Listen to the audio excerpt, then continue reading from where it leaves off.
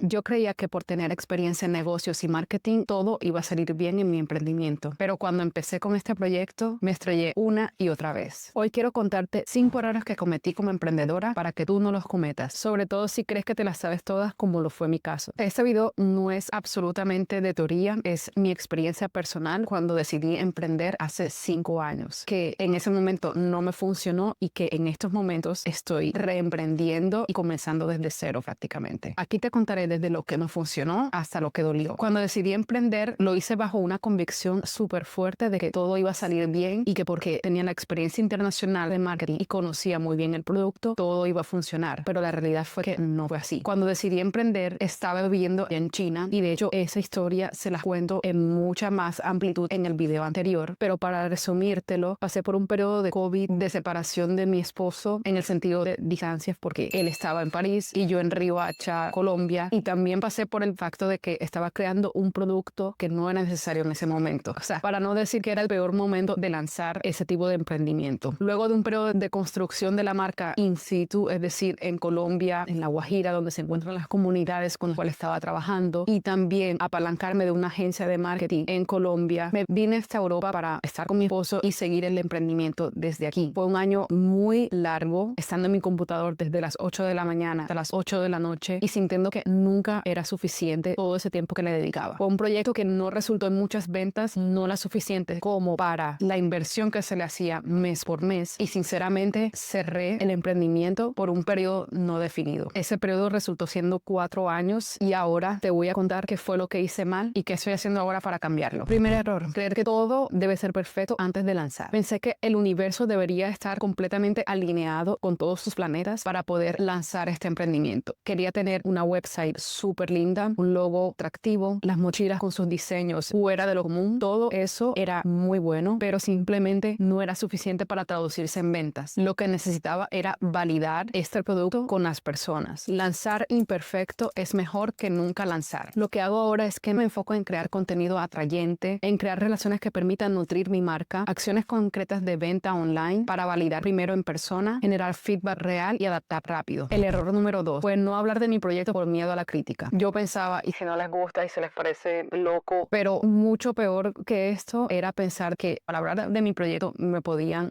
salar el proyecto o podían poner energías negativas en mi proyecto. Esto es una concepción muy popular en Latinoamérica que es un freno grandísimo a cualquier emprendimiento, a cualquier proyecto que quieras lanzar. Lo que aprendí fue que, de hecho, para mi proyecto en específico, solamente mi núcleo familiar lo sabía, pero el resto de las personas no sabía hasta que hice el lanzamiento. Ahora el marketing nos está demostrando que es completamente lo contrario. Es mucho mejor dar visibilidad a tu proyecto, a lo que estás iniciando, para así ganar seguidores que puedan conectar con tu marca y que en algún momento se sientan deseosos de consumirla cuando ya esté lista. Entonces, la visibilidad es esencial. Ahora estoy creando contenido mucho más auténtico, estoy documentando más mis actividades, todo lo que hay detrás de la marca y no solamente dejando las partes bonitas que hacen parte de este camino. Estoy tratando de mostrar todo lo que pertenece a la marca, tanto lo lindo como lo que no es tan lindo, no solamente para crear conciencia del camino de emprender y para mostrar todo lo que hay detrás de esta marca, sino también porque esto ayuda a generar transparencia y a generar sobre todo conexión. El error número 3 que cometí fue el no saber cuándo parar. Me enfocaba mucho en trabajar